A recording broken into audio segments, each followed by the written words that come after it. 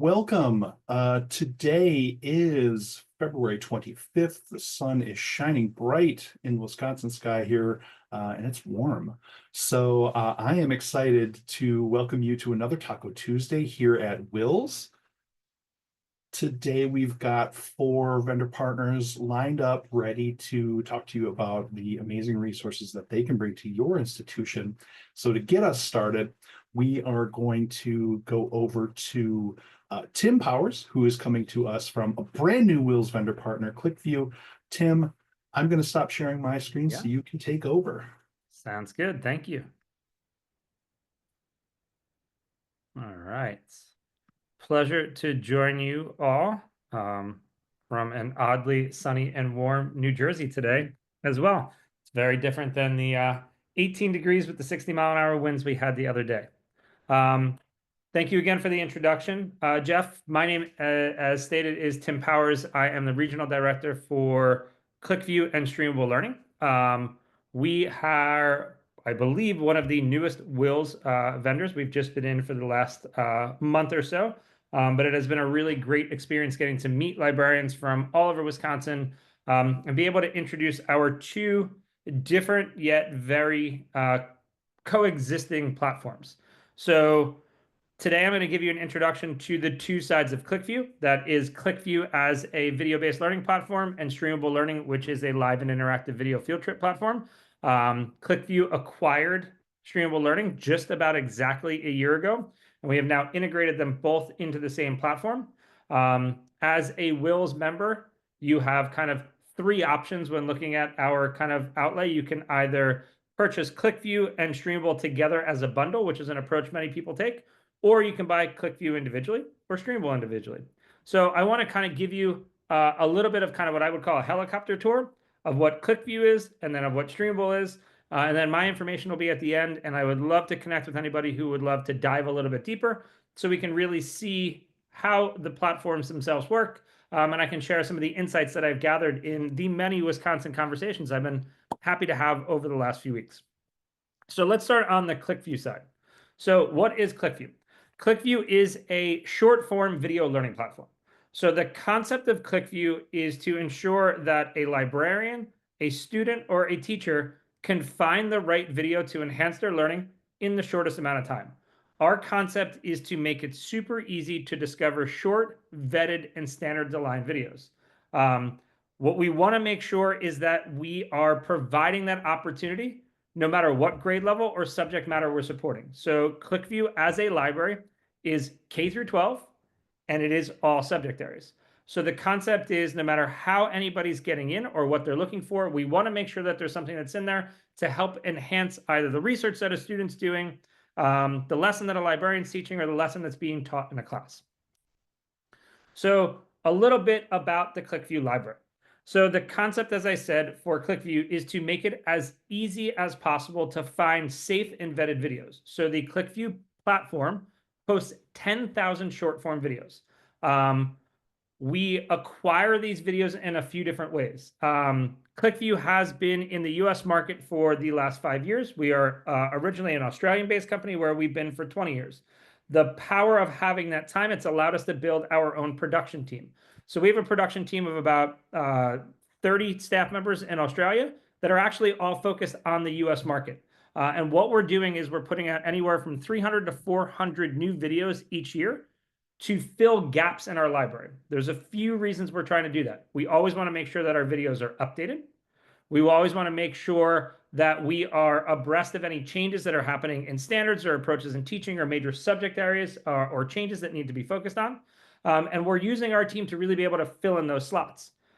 But the power then also comes from going to find those organizations that librarians and teachers are already searching out on their own for video content.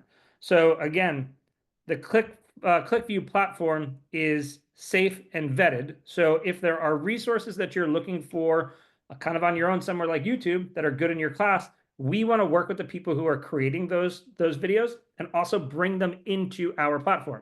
So we do a lot of content licensing. At the bottom here, I have some of our big content licensing partners, people like TED Ed and Makematic and BBC Learning, who are people who have always created great mass quantities of video. But then we've also have some people on here that are some really interesting organizations that we were introduced to by educators because they had gone out and find their great resources. My favorite as a former social studies teacher is the organization Crash Course. Crash Course has been putting great videos out on YouTube, mainly around STEM and social studies, and then really dipping into things like engineering design and STEM at the lower levels and financial literacy.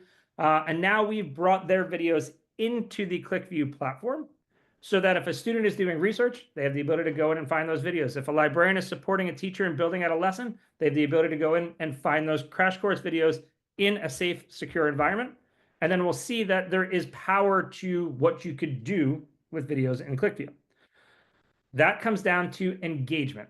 So we are not fans of the concept of sit and get video. If video is being used in a learning situation, it should have the ability to be made interactive and tied to the larger learning objective. So every video in the ClickView platform can be made interactive, meaning that a librarian or a teacher has the ability to build interactive questions into any video in our platform.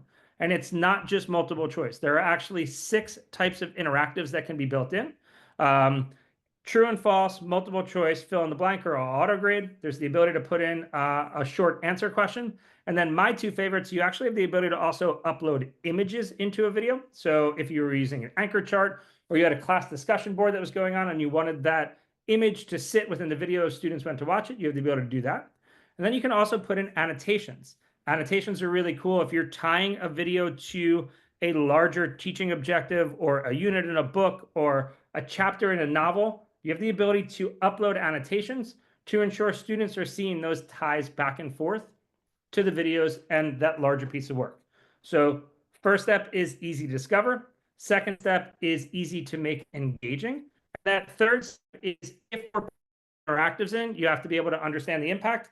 So that librarian or the teacher, whoever's assigned out that video, if it has an interactive in it, everything comes back into our data dashboard where you could see what students did on every question. So we can give that all important shoulder time and really help students enhance their learning. So again, kind of higher level overview of the ClickView side, standards aligned, short form videos for every learning level, grade, and topic, searchable by students, assignable to by either librarians or teachers. Then on the other side of our platform, and again, these 2 now sit on the same platform, we have streamable learning. Streamable learning is really fascinating. And again, as I said, I was a high school history teacher, so I find what we are trying to accomplish with streamable learning something that I wish I had in the classroom when I was there. I was always integrating video, but I always struggled to get students to make connections to learning outside of the realm of the book or the conversation we were having. And I also found it really hard to get them connected with subject matter experts. So if ClickView is that short form daily video, streamable learning is kind of the opposite end. This is that special moment, kind of that need to dive deeper, that need to introduce students to subject matter experts or to get students exposed to phenomena or places that are outside of their normal realm. And the way we do that is via the medium of live and interactive video field trips. So streamable learning as a platform is a launching point for live interactive video field trips. So why do we think that's an important thing to integrate into a classroom? Just to give a little background on the depth of this platform. In the platform, we host 600 live and interactive video field trips every year. They are calendarized out at the beginning of the year, so you can see everything that's coming. You could book ahead. They are all done on a private Zoom on our end, so there are private chats where that interaction happens. And I'll talk about in a second that we then also record everything. So even if you can't attend the live and interactive session, you have those sessions that were done with subject matter experts and in different places to share out in a recorded realm. Why do we think this is important? And why do we think it's really important in the library? Well, in my mindset, the Library Media Center is the hub of exploration. And streamable learning allows us to do 3 really important things. It allows us to give students the opportunity to connect with subject matter experts. So if they're learning something, whether that is a book, whether that is a concept in a science class, whether that is a battle that has happened in American history, if they can connect with a subject matter expert and learn from that expert, it's going to make a better connection. We're going to drive inquiry-based learning. We want students to interact. We want students to pre-plan questions they're going to bring to one of these live sessions. We want them to be able to think on what they've learned and tie it back to the learning that they were doing in the greater class. Again, driving inquiry-based learning. And then we also want to ensure that we're creating equitable access. If a student in Wisconsin really wants to see the ancient artifacts in the great exhibit in Egypt in the Museum of Fine Arts in Boston, it's a lot easier to get them into a session via our platform than to find a way to get them out to Boston.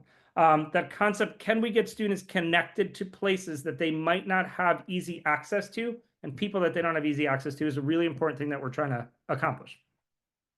To do this, we build partnerships in the background with hundreds of organizations. If there's an organization out there, research museum, historical society, coding organization like CodeJoy, we are working with them, and they're the ones that are helping us build this calendar and run these sessions.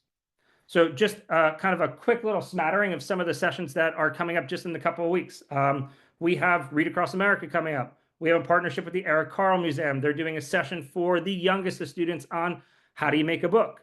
On that same realm, for a little bit older in elementary school, that kind of K-2 area, we're working with Ginger Clark, who's a great nonfiction child's author, and she's getting students to understand the process of how a book's made. We do lots of live sections with CodeJoy. Here, one where they're going to be helping code a robot, teaching him how to drive.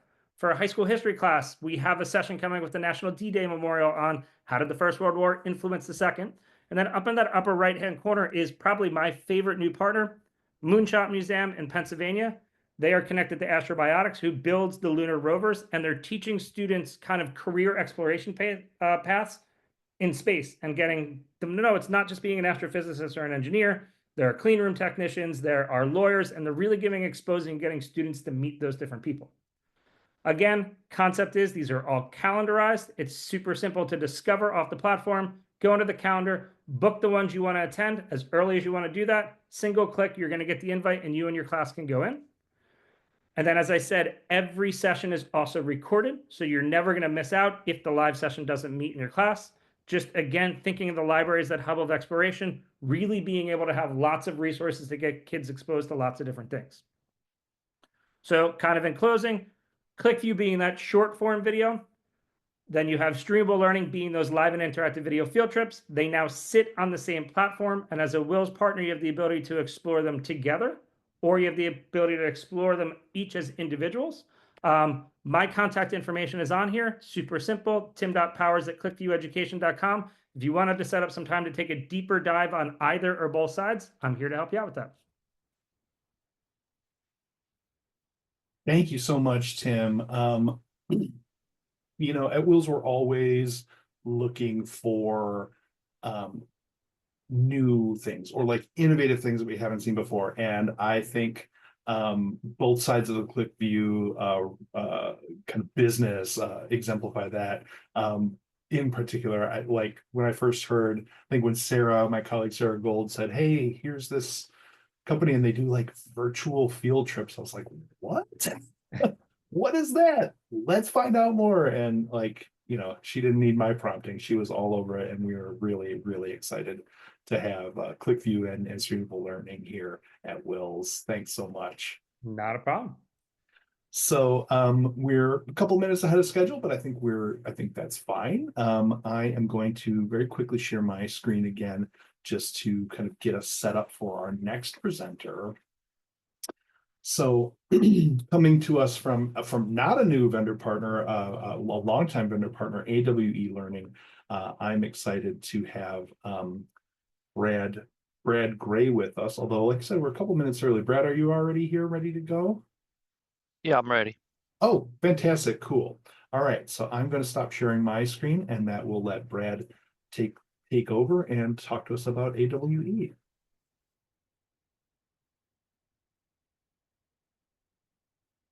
All right. Well, thank you, Jeff. And Tim, it's good to meet you as well. And look forward to your success within WiLS. It's a fantastic organization, as well as library members that are there are simply fantastic across school and public library and academic, even though AWE doesn't work with the academic space, because we work with early literacy and school readiness and school achievement at a level of 2 to 12-year-olds.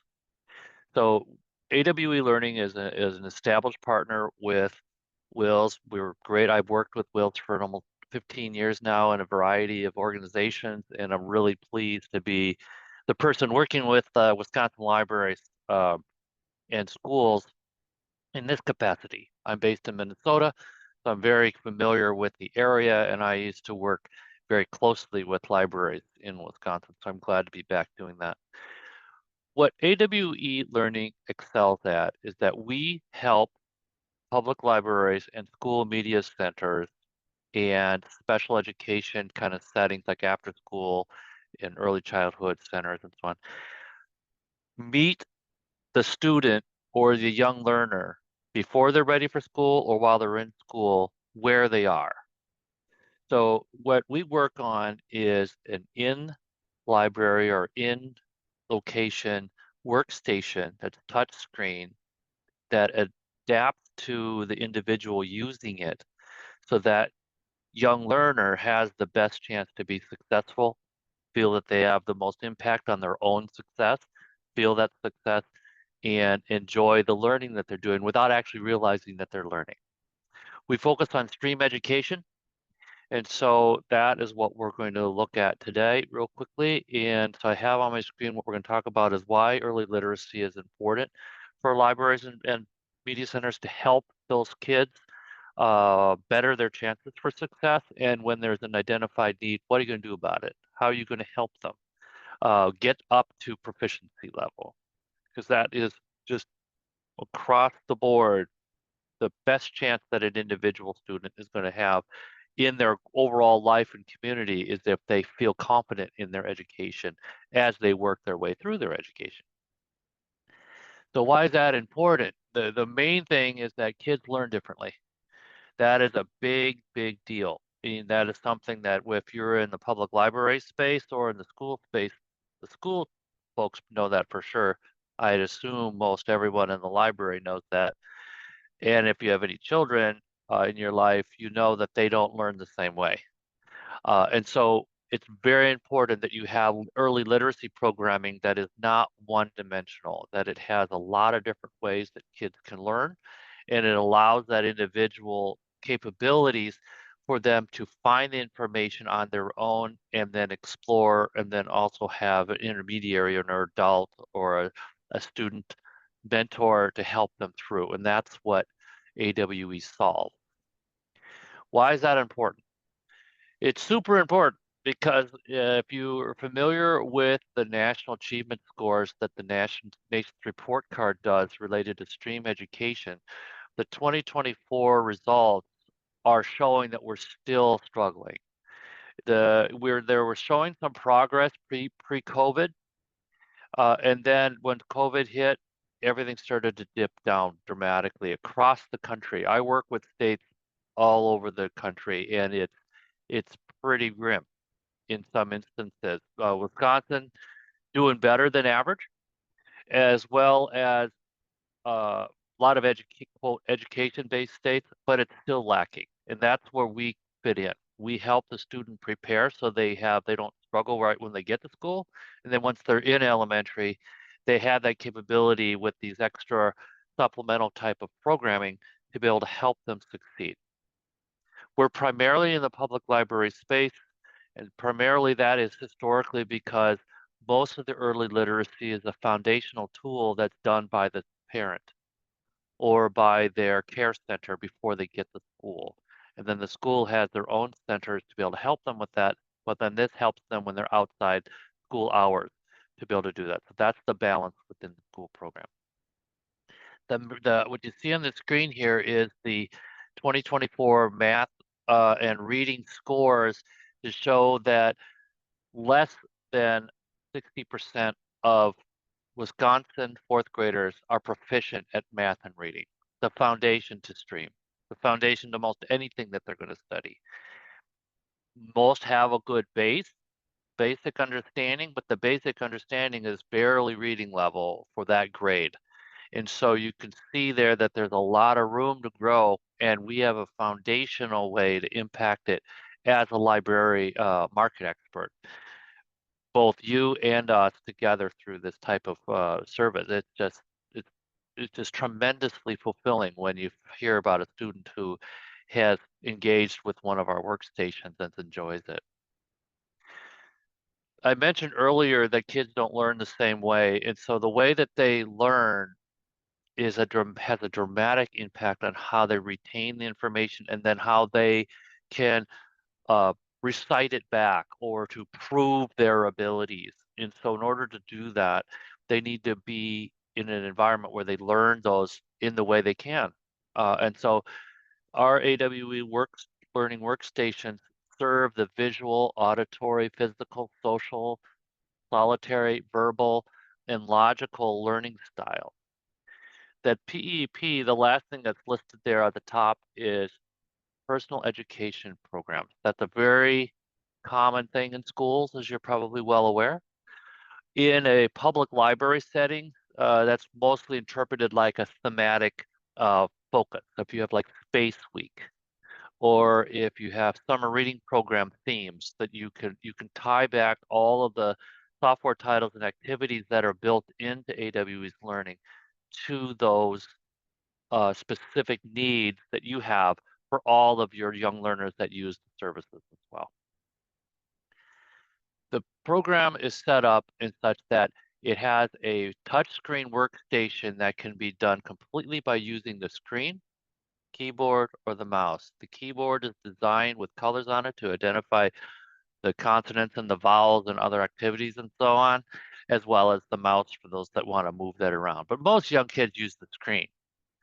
So they just touch screen whatever they want to do, and then they work within that particular activity that's part of that software title. There are 250 software titles built into the system. There's thousands of activities at various more advanced levels as you get going in it in there. 100% of it is plug and play. Plug and play means that the individual using it touches the screen and starts using it. There's no login. There's no username or passwords. It doesn't have any of the risk that comes along with personal information being stored on your computer or anything like that for the IT tech services side, which is a super important part of it. Since it's supplemental discovery learning based methodology, which means that the kids come in and just use it. There isn't a lesson 1, lesson 2, lesson 3 test, lesson 4, lesson 5. It's not like that. It's designed to be able to cross a number of different stream activities and subject areas in free play. It's game oriented, it's simple coding oriented, it's interactive book oriented. So there's those 3 main areas of how almost all of the software and the activities fit into a category. It's something you offer into in the library, so it gains people into the library. And a really excellent benefit is that it also helps inform the children's programming across the library, because you can see what's being used by the young learners to help inform what you're going to acquire for other things in the library, your activities, your makerspace, your books, your programming, who you want to come in and speak. All that can be somewhat informed by how these kids are using this hugely diverse and deep area of programming. So how do they do that? They touch a screen, they come into a different program itself, and then they select the activity. Then they have an activity within this area. This is an example of a simple coding, and then they start working within it. So everything is interactive as they go and advances them as they go along. They don't know what age level they're using. They don't know what the grade level is, because we don't want to put anything on them, because a 4-year-old could read. A 9-year-old could have trouble reading and has trouble with math. A 6-year-old could be dealing with some significant coding capabilities. It just is such a variety. It helps them in those settings where they have that proficiency difference. And so everyone is treated fairly and can do what they need to do. So that's how it works in here. If they're doing a book, they would click on a book, the book would open and give them options whether they want to just read the book like a traditional ebook would be on a screen, or they can interact with it, being that it can be read to them. There's a lot of activities built right into the book itself, and it's all in there for them to use however they want to do it at that particular time. What we can do with our program, we can provide a wide variety of services to you. Wisconsin libraries have been using AW workstations for years. There's over 110 individual libraries that have or had our workstations across every system in the state. And a lot of that has to do with the partnership that we've had with WiLS, that we've done co-branded marketing. You've probably seen in the listservs that Sarah and Jeff have sent out, as well as all the times we've been in shows and the demos that we do and the word of mouth that we can do, and then the work we can do through different systems. We're very oriented around helping adapt what the actual content is for your particular library setting to how it works.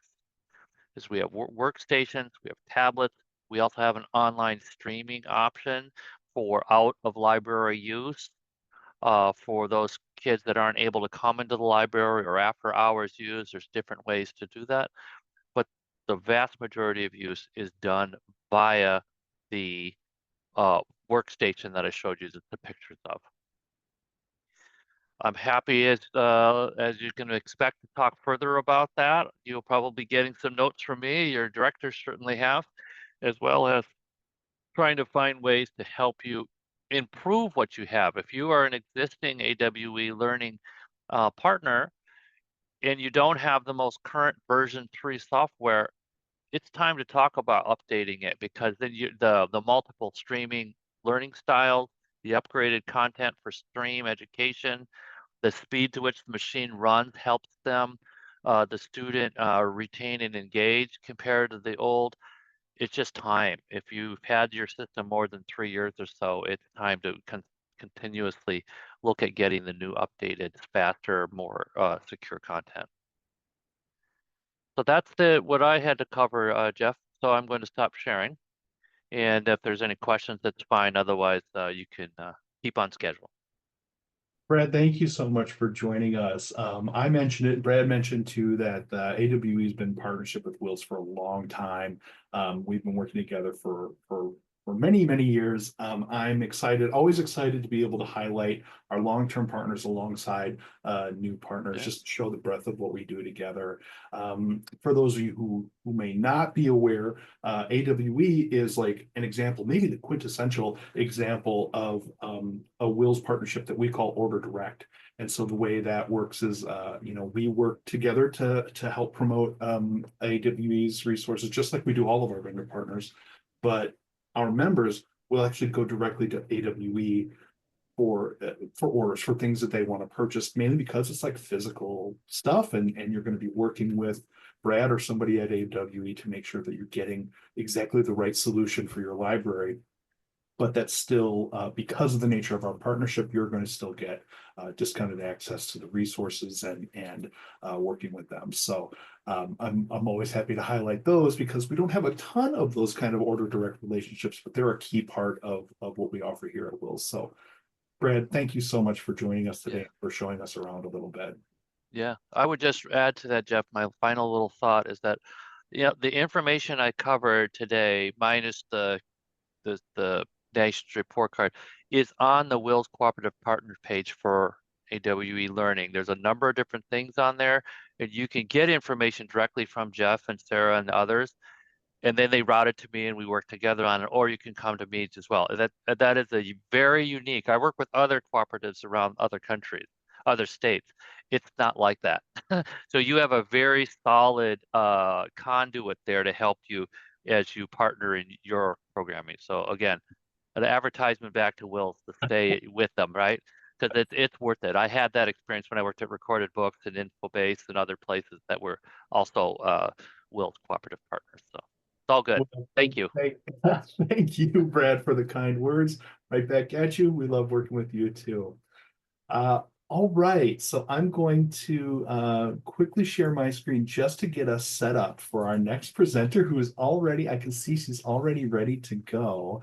I just want to make sure that I'm giving her a proper introduction. Speaking of longtime vendor partners who we love to work with, joining us here today for our third presentation is going to be Miriam Gilbert, who's coming to us from Rosen. Miriam, I have stopped sharing my screen, which I think should allow you to go ahead and try and share yours. Okay, let me just get sorted. Can you see teen health and wellness? Yes. Well, I can see it too.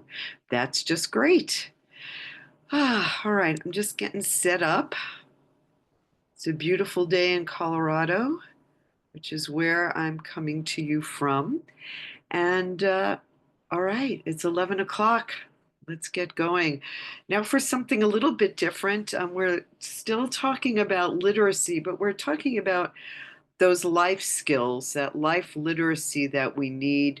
And we need our teens to move about in the world. We've been partners, and it's always great to be working with Jeff in one of these Taco Tuesdays. We've been working with WiLS with a variety of resources, and teen health and wellness chief among them, for over a decade. So if you're listening, you may be new to teen health and wellness, or you may be just hoping for a reminder of what are really some of the gems that are within this database. And it really is, when I think about tackling tough topics with teens and making sure our teens are all right, we are flooded with media reports about mental health questions and the relationship to overuse of screen time and social media, and the very outstanding researcher Jean Twenge has written extensively on this, and the media just picks it up, and we know this to be true. I live in Colorado. I consider myself so incredibly lucky because I could step out my door, and I'm not, well, whatever we define nature broadly, but what does it take to have to reset and really breathe some air, look at a tree? And while teen health and wellness is not a tree, though we have pictures of trees in it, it's something that really is a resource that can be used by teens on their own, for private exploration, or to support your curriculum in health, language arts, and science. So it's a resource that is curriculum correlated, as well as designed for self-help research, self-help resources. And when the teens come to the database, they see themselves. And as you return to this homepage, you'll see a shuffling of pictures of teens. We try to represent as broad a group of our young adults as possible, because who doesn't want to see themselves? And to that end, while teen health and wellness covers a gamut of content areas, from body basics and diseases, infections, and disorders, through family life, friendship and dating, mental health, mind, mood, and emotions, skills for school, work, and life, and sustainable living. We really we think in alphabetical order. Gotta love alphabetical order. But the teens come, and they may be working on a class project. They may be here for health, to do some research on drugs and alcohol. We have lots of information on that when you think about the reports that teens might be doing, or perhaps they're in pro-con debates about the legalization of fill in the blank, or the impacts of fill in the blank, or they could just be coming to look up another topic. Maybe their parent is ill, or a grandparent is ill. But I know for me, when I come to a resource, I really poke around. I'm often just I'm a goal-directed person, and our job, in part as a publisher, as Rosen Publishing, is to help you save instructional time. But still, one is curious. And so we created Teen Health and Wellness. So above the fold and below these photos of the kids, we have things that we hope are really high interest content. Tell your story. So the whole notion of stories and personal stories, and really making sure that a teen feels that he or she is not alone. And the personal stories, we feature a different one each week on the homepage. We update the homepage every week with a new story or a new video or any of the content in these homepage areas. And in fact, we keep the content in teen health and wellness up to date in an ongoing way. These personal stories are contributed by teens. There's plenty of information. Be you a school or public library working with the teen advisory, or your ELA class reading informational text. What is the work product, just to get kind of wonky about it, but what is a meaningful way for the teens to communicate? So we created an option, and it's been here since we launched the database, but it might be something that you want to think about now, integrating into your programs and time in the library or in the classroom, to have the students write an essay about something they've dealt with and overcome. So we provide writing prompts. If an essay is accepted, yes, we need parental consent. We have full guidelines, so in terms of the length of story, and just how to really be mindful of who you're communicating with. Our editors will vet this. Nothing is published live. Teen health and wellness, and it's really important to emphasize, this is a curated resource, so it's not open. It's not like any darn thing from the web is being served to our students. We're really very, very intentional about it. And when the story appears on a homepage or we accept it, the story will live in the article in which it most pertains. And so that really is a wonderful integration of the personal and the more formal information. In this case, it's an article in the article about binge eating, and that's what Barbara's story is about. And we will include more than one personal story on a topic. So that's really an incredibly wonderful thing. I do want to say we have this listen button, so everything can be read aloud. Barbara's. And you can choose a male or female voice. Barbara's story. And I think one of the things that has me so excited as we're looking at expanding the accessibility of our digital resources, you can, through the listen and the read aloud, you can enable page masking and make it larger or smaller. And I have really challenging eyes. So instead of having a straight edge, I can use a page masking. In addition, you can speed up the read aloud. You can go into the settings, and in the settings, we have highlighting and word and sentence color. So that's pretty neat. But we also have the ability to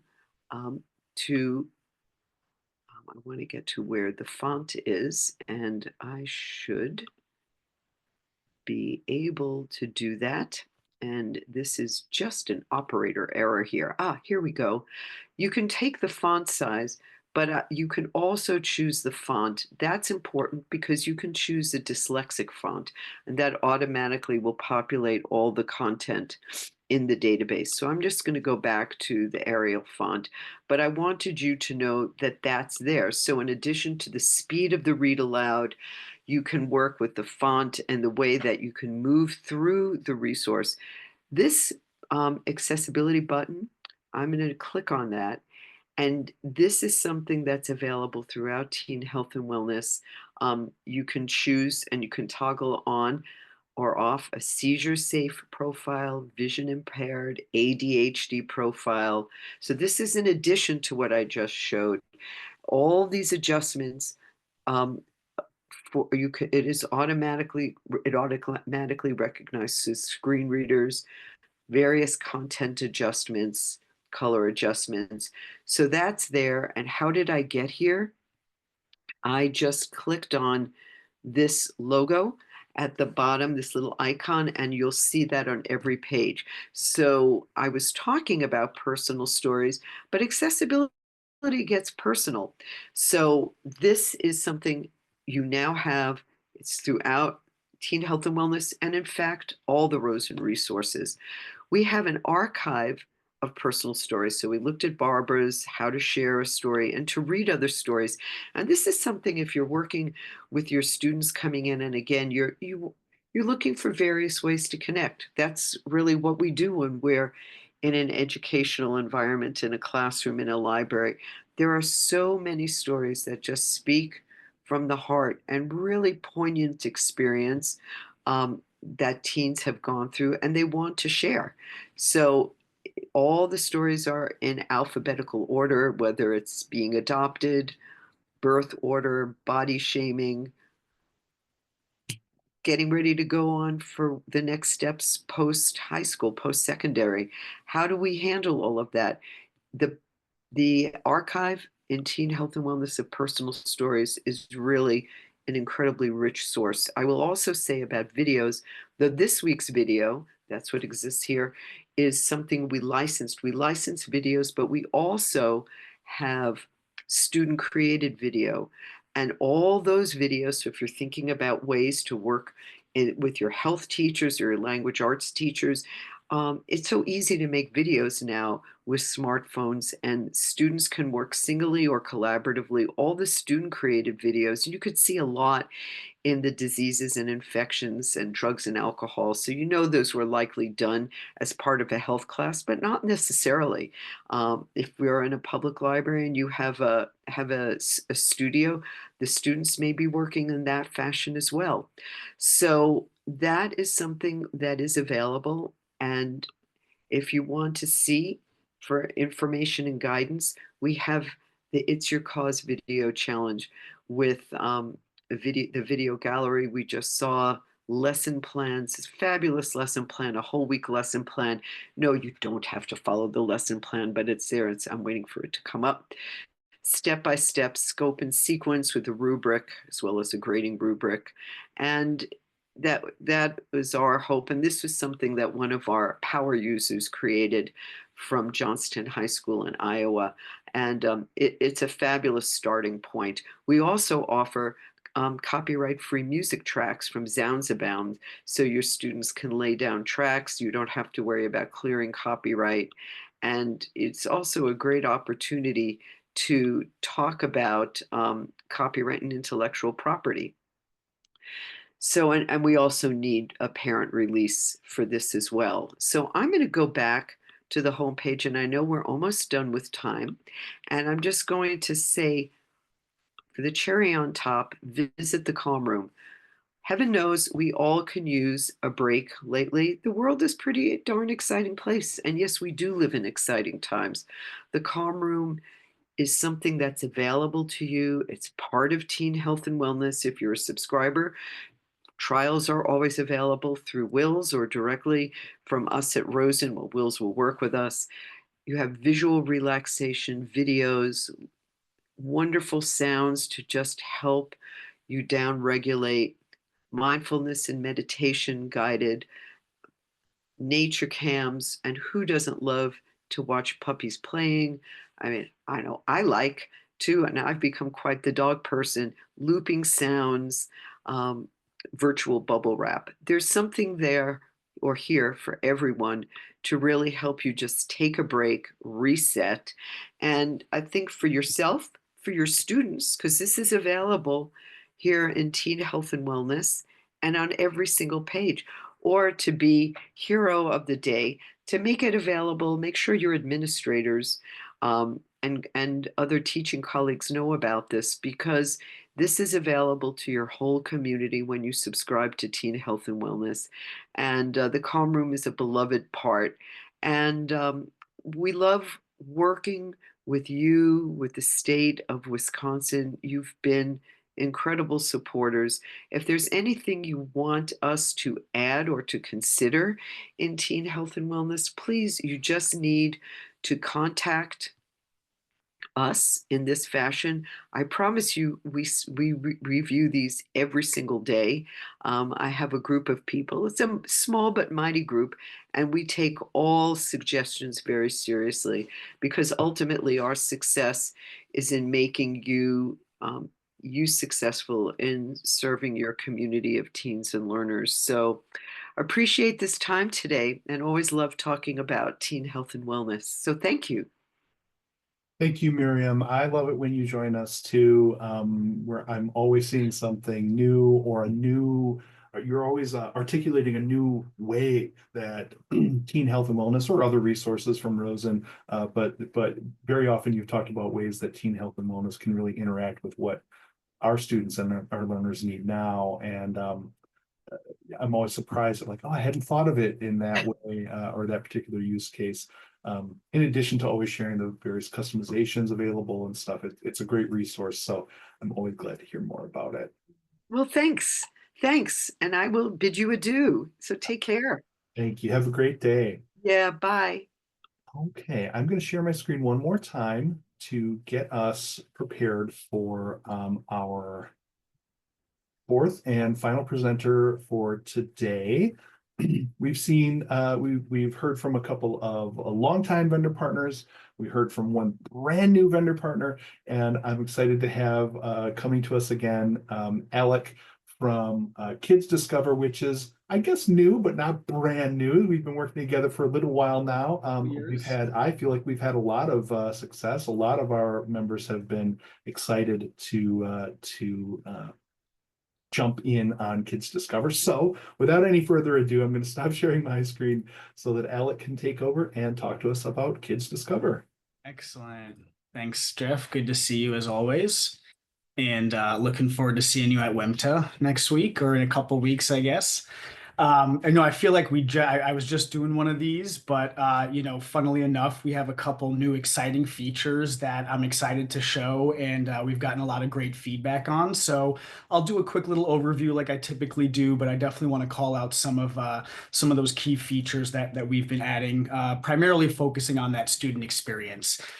So what we're looking at right now is Kids Discover Online. That is Kids Discover's online platform. It is a web-based platform, so it's accessible from any internet-enabled device. There's no software or anything that needs to be installed. What we specialize in at Kids Discover and what you'll find on Kids Discover Online is entirely nonfiction resources. So there's no current events, there's no historical fiction. We write everything in a fact-based, unbiased narrative.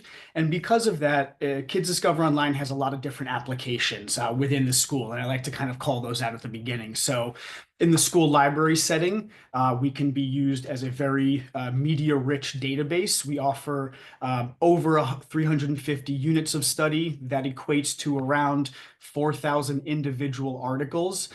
We also have additional resources like quick reads, infographics, and videos that are associated with each unit of study. So a lot of use and application in the school library. Because we're entirely nonfiction, that means we also align with state curriculums very well, Wisconsin being one of them. So we actually have more use, believe it or not, as a core curriculum supplement in the classroom than we do as a database in the library. But we find that the library media specialist is oftentimes tasked with finding those nonfiction resources, especially high quality ones. So our search by standards feature is a really great way and good entry point for educators to quickly find resources that we have that align with a specific grade level and subject area within your state. Anywhere you see hyperlinks within a specific standard description, those are entire units of study that we offer that we feel can be used to teach a certain descriptor or focus area. And each unit of study that we offer has a great unit overview page like this, where educators can get a brief description of what we cover. They'll get a list of all of the topics or articles within that unit of study, along with any supporting resources. This one has a video tied to it.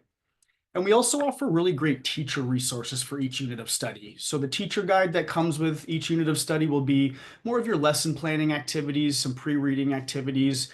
We offer some assessment and writing questions for each unit of study, along with a great cross-curricular extension lesson idea. We're very big on cross-curricular learning here at Kids Discover.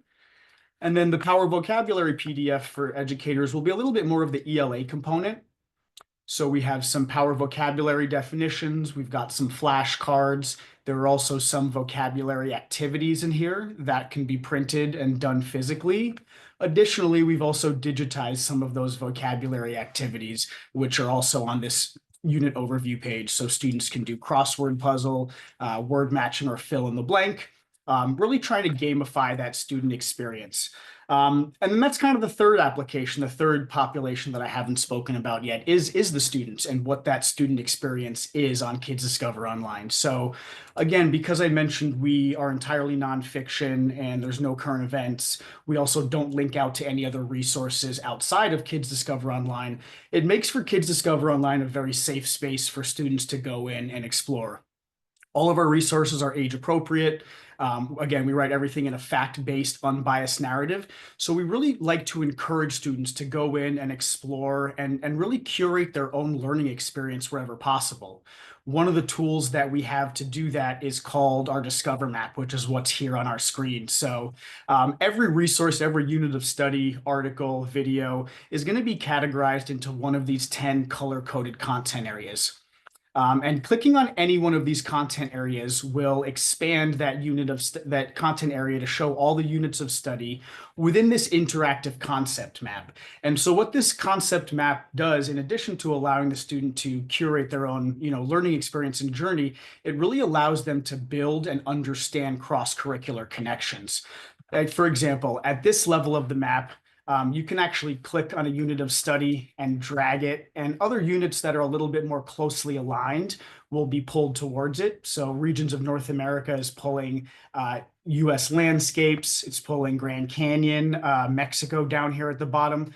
But if I were to click on Mexico or any one of these units of study, that then recenters to the middle of this interactive concept map, and I have a new set of connections to units on the outside.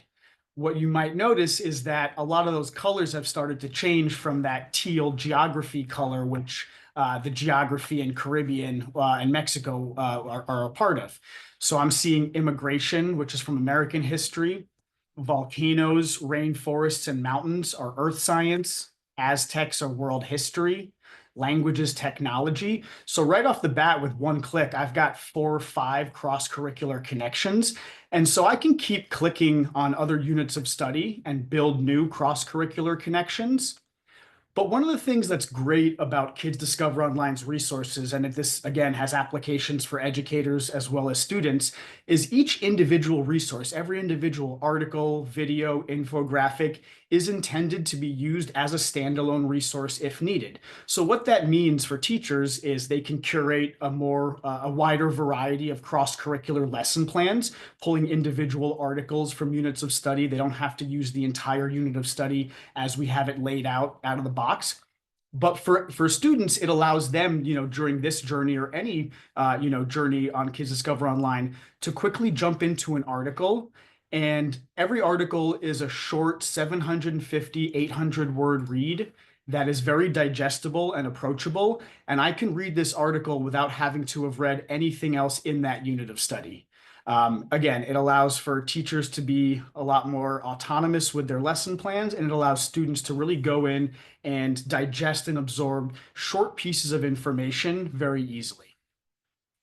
Scrolling through a couple of our articles, you can get a feel for our editorial style. We like to have a good amount of white space, a good amount of padding. We try and have large, vibrant visuals supported by smaller, more concise captions. We love having interactive modules, pause points for questions, diagrams, progression diagrams that students can click through. So again, we really make it an immersive and engaging reading experience for students. Some of the great features that we have built into every article page. This copy URL feature, it's not new. We had it last school year, but we've gotten a lot of great feedback on it. So I always make a point to call it out.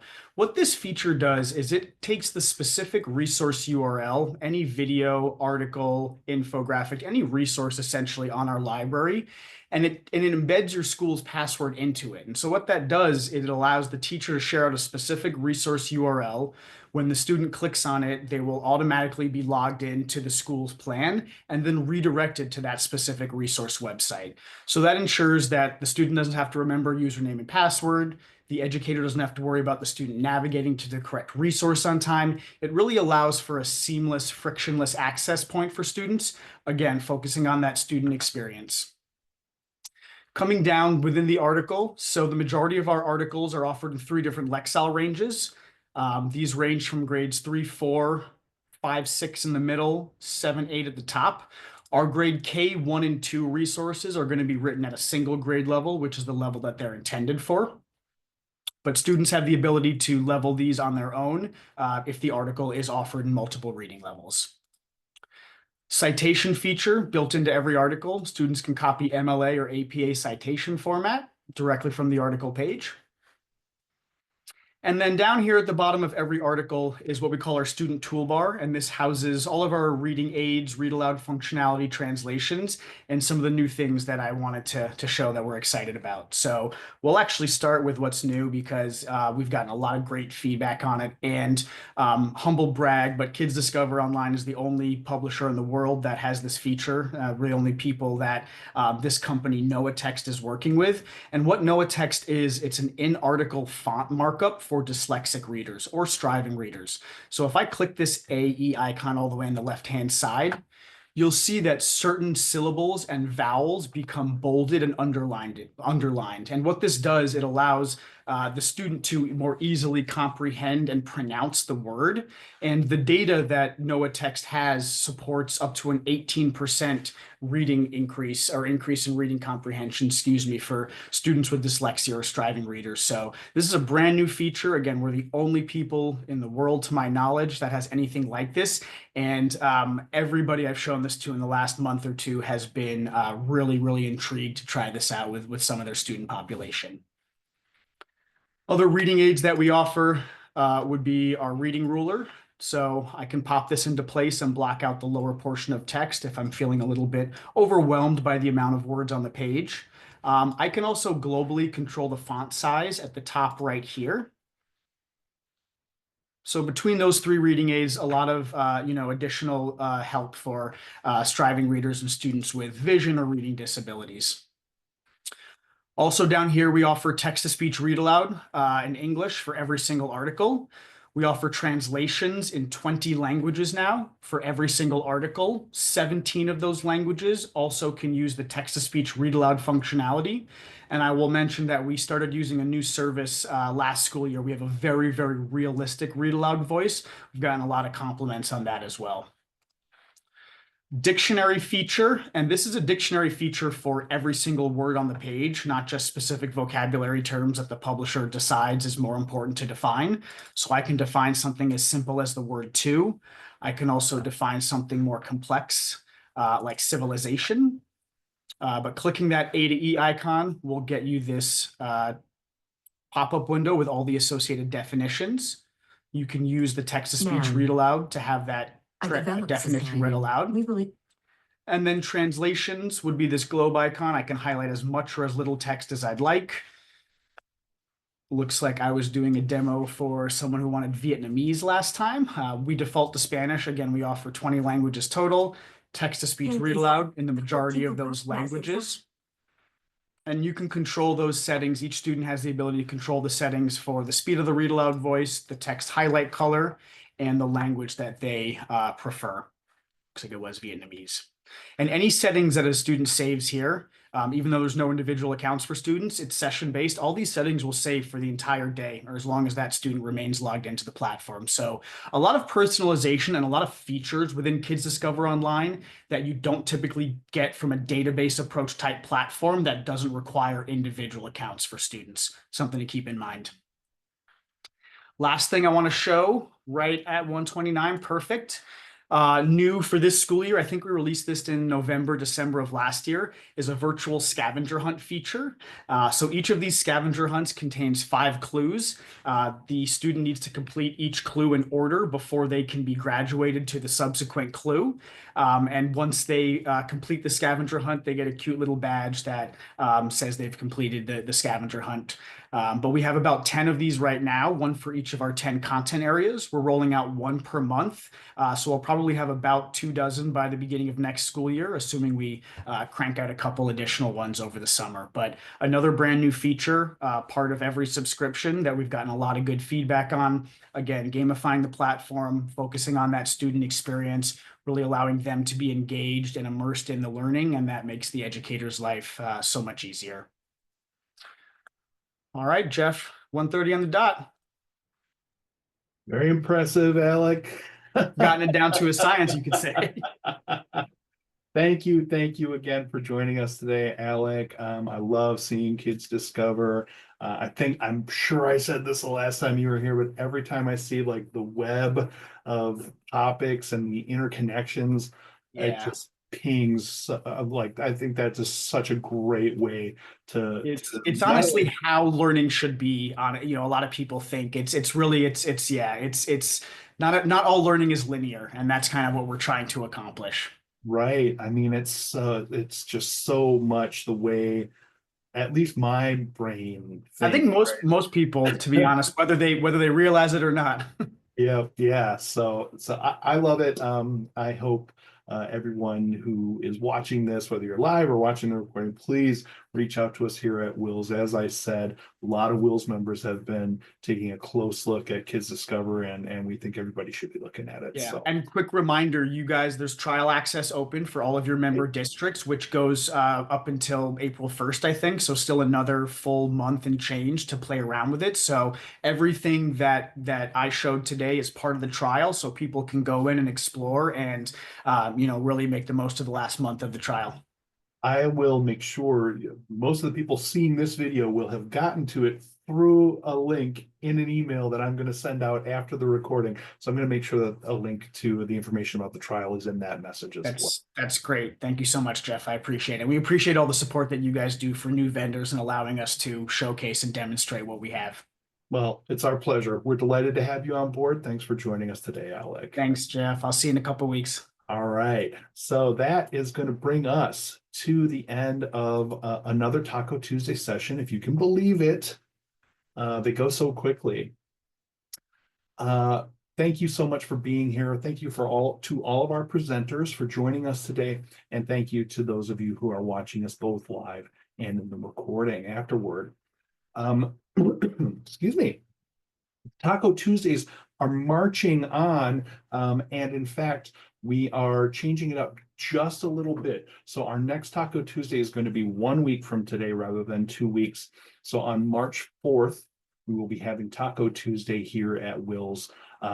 That's because the following week is WIMTA, which Alec mentioned. And so WiLS will be at WIMTA, and it's also my birthday that week. So I might actually take a day off. But forget about that. March 4th is the next Taco Tuesday, 1 week from today. So we hope you'll join us to see another great list of WiLS vendor partners. Thanks again for watching. I hope everyone has a great afternoon, and we'll see you soon. Bye.